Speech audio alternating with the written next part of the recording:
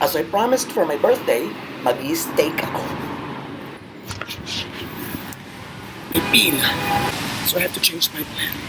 Happy birthday to me. Let's go. これはセットでしょ？はい、こちらセットですね。はい。大丈夫ですか？はい。少々お待ちください。ありがとうございました。At habang naghihintay, nag-enjoy muna ako sa pagbabasa ng mga greetings para sa aking kaarawan. Naman.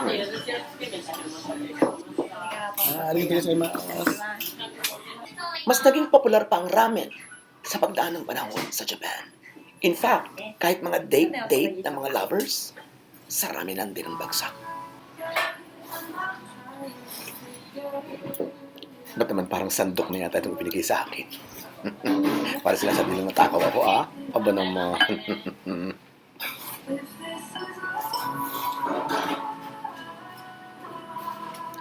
Nakakawala ng gorgeousness ang paghihip sa mainit na noodles. Kasi naman magdala ko nito, no? Teka, ba't parang ako lang yata humihihip? Ano ba ginagawa ng mga hapon? Hinihipan din ba talaga nila?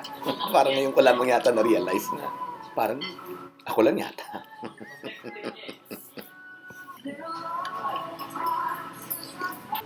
Ang slurping o maingay na paghigop ay nararapat lamang na gawin mo. Mas pangit pag hindi mo ito ginawa kasi ibig sabihin ng ito ay nagugustuhan mo yung ginawa ng chef.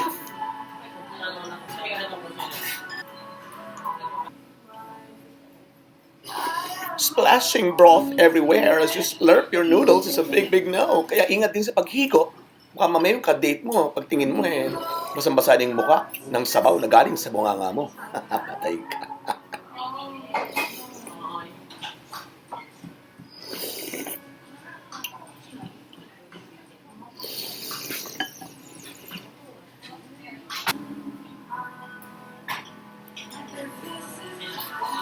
Magpakahaba-haba man ng noodles, sa bibig din ang tuloy.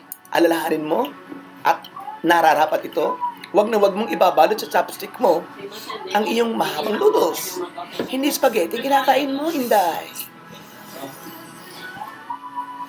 Sa mga pag-girl at may mga mahahabang hair, iwas baka lumublob ang buhok mo sa ramen, hindi mo pa nalalaman. Kaya kailangan may pangontra. At sa Japan, umutot ka na, wag lamang. Didigay. Burping is a big no-no.